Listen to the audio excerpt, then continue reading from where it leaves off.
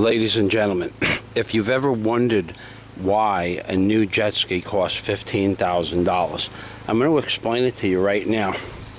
I purchased a 1997 Sea-Doo Bombardier GSX Limited Edition. However, this particular limited edition comes with the 947 Rotax engine as opposed to the 787 or 717. The 947 is a much larger 951 cubic centimeter engine and develops 75 horsepower at the thruster in the back, which would be considered brake horsepower, but I think the engine itself puts out over 130 horsepower or thereabouts. Now this machine is clean, as you can see, and once I showed you before, the machine is not cleaned per se with soap and water, but it hasn't been beat up. Now what I've done to this machine, and before I go any further, I have to reiterate this beyond any stretch of the imagination. Once you purchase a jet ski, the next thing you should do is go to OUTBOARDexpert.com and purchase the manual, because there are hundreds of components in here and hidden screws and methods in which to get to the screws that you can figure out once you see where the screws are, that you will never figure out on your own. There's even a crankshaft oiler, and if you don't know where the crankshaft oiler is, it only takes 2 ounces of fluid, and if it's empty or runs out of fluid or is low on fluid, you're going to need $10,000 to replace this engine. So I would suggest that you go to OUTBOARDexpert.com and purchase his manual for $15. Now you can buy the Bombardier GSX Limited Edition, and if yours has the original motor package in it, it will work. If not, you can send the gentleman a letter telling you that your motor package is different than the one in the book, and he will send you a free link, which I found amazing. And not only did he send me a free link, but he sent it within hours of me sending him the email. So why wouldn't you use a company like this? I can't tell you. He has all the manuals for all the jet skis. Now some of the things I had to make to get into the back of the fuel tank was this hose that I purchased from the hardware store is thin wall, and as soon as you put a vacuum on it, it collapsed with the gasoline. So what I did was I took 2 layers of galvanized or semi-galvanized wire and put it into the hose. Then I flexed the hose in the direction with the wire in it to the back corner of the tank, which I semi-removed and cannot be removed without removing the cowling and or the engine. I'm not sure, because I didn't read that section of the book, because it's not a bearing on my project. So this MPEM can be diagnosed to a small degree when you place the lanyard into the key switch. If it beeps a certain amount of beeps, one long beep, it means one particular part of the MPEM is broke. Two short beeps, it's working perfectly. 8 short beeps, it's garbage. You need to purchase a new one. But that's all in the book. And talking about books, here is my book and how I keep track of what the parts I need. And I try to keep it compartmentalized, but these are my lists for different stores that I need to go and what I need to review for the day. Now this is the automatic oiler reservoir. Now whoever owned this jet ski before me removed this before I bought the machine and is mixing the gas and oil. Now had I seen this was on the machine and in working condition, I would not have bought the machine, because once the oiler breaks, the machine, you can throw it out. You need a new motor. The motor costs almost as much as a new jet ski, plus the time to replace it cost more than a new jet ski. This is the amount of fluid at the very base, about 1/4 of an inch high, of what I found in the gasoline tank. But I still took the tank off for the necessary for me to see that there wasn't any contamination in the fuel. There's probably about 1 gram of water in there, and it is fresh water because I did put it on a Q-tip and tasted it. And this is all the stuff that I have used were removed from the hull, or I have created splicing wires.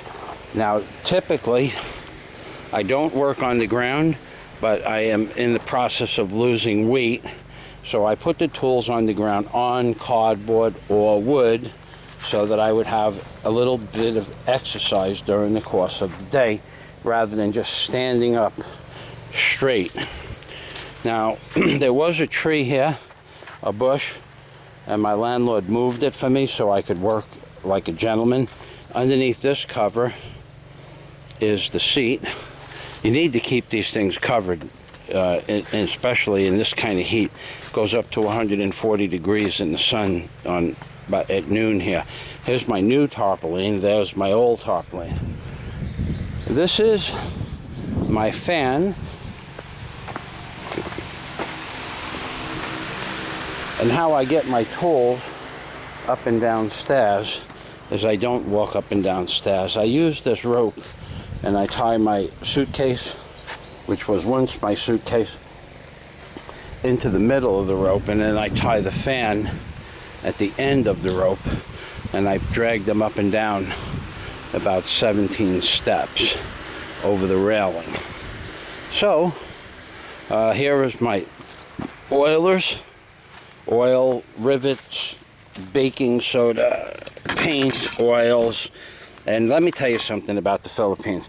WD-40 sucks. All it is clear kerosene with perfume in it. That's all it ever was. And that's all they sell in the Philippines. And damn, that pisses me off. So this is the, both the mirrors are intact. This is the machine. There's my water. Gotta have water next to the work site. You can't be walking back and forth to a water source.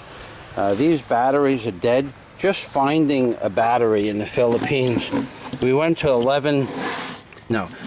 6 stores, and I called up 5 people to replace the battery that's in front of the house. That's a little bit small for this machine, but somebody may have tried to use it for the machine. The guy gave it to me with the machine. This is the condition of the trailer. Look at this trailer. Factory welded. And this is the way the trailer is from stem to stern. There isn't an ounce of rust on this trailer. And I mean not an ounce of rust. The tires are in good condition. It's road ready, that's for sure.